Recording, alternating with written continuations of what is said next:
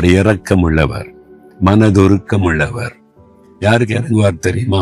தன் பாவத்தை மறைக்கிறவன் வாழ்வடைய மாட்டான், அறிக்கை செய்து விட்டு விடுகிறவனும் இரக்கம் வருவான்.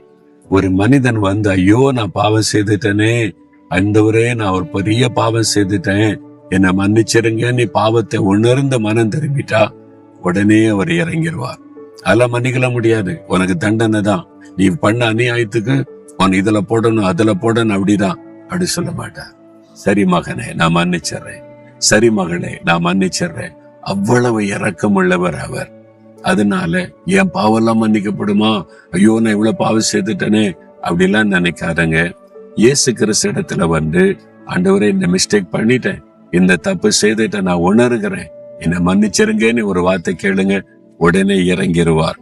மனது உருகிற அப்படியே அவருக்கு. நீங்க போய் கண்ணீர் வடிச்சிட்டீங்கன்னா அப்படியே உள்ளமே உருகிற அவருக்கு. அவர் மனதுருக்கம் உள்ளவர் இயேசு. அவர் வியாதியஸ்தரை கண்ட போது மனது உருகினார். ஒருத்தர் வந்து, ஆண்டவரே கெஞ்சி ஜெபிக்க ஆரம்பிச்சோடனே மனது உருகி அற்புதம் செய்தார். அதுதான் ஆண்டவருடைய சுபாவம். அவர் இரக்கம் உள்ளவர், மனதுருக்கம் உள்ளவர். தைரியமா அவர் இடத்துல போகலாம்.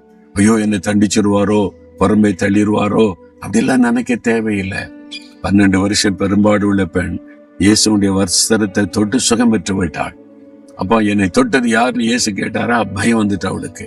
ஏன்னா அது தீட்டான வியாதி. அந்த மாதிரி வியாதி உள்ளவங்க யாரை தொட்டாலும் அது தீட்டு, அவங்களை யாரு தொட்டாலும் தீட்டுன்னு அந்த காலத்துல கருதப்பட்ட காலம்.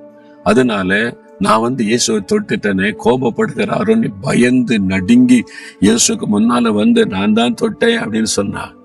அவள் தொட்டு சுகமாயிட்டு. இப்ப இயேசு சொல்றாரு, மகளே பயப்படாத. அவன் வந்து பயந்து நடுங்கி வந்து, இயேசு என்ன சொல்லுவாரோ, என்னை எப்படி நீ தொடலாம், என் முன்னால வந்து கேட்டிருக்கலாம்ல, அது தீட்டான வியாதியாச்சு, அப்படி கண்டிப்பாரோன்னு நினைச்சா அவர் சொல்றாரு, மகளேன்னு சொல்றாரு. மகளே உன் விசுவாசம் நிறைச்சது, நீ சமாதானத்தோட போ, வேதனை நீங்க சுகமாயிரு, நீ ஒண்ணு வருத்தப்படாத, நான் உன்னுடைய தகப்பன், நீ என்னுடைய மகள், என்னை தொடுறதுனால நான் ஒன்னு தீட்டாயிர மாட்டேன், அதனால நீ பயப்படாத. எவ்வளவு அற்புதமான ஆண்டவர் பாத்தீங்களா? எவ்வளவு மனதுருக்கம் உள்ள ஒரு ஆண்டவர்.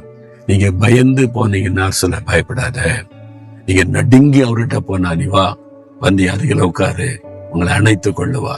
அதுதான் இயேசு. அவர் கையில என்ன சூலாயுதம் வச்சிருக்காரு, பட்டயமா வச்சிருக்காரு, கத்தியா வச்சிருக்காரு, வெட்டிருவேன் குத்திருவேன் இருக்கு. கையில ஆயுதமே இல்லாத ஒரு ஆண்டவர். அன்புதான் அவருடைய ஆயுதம்.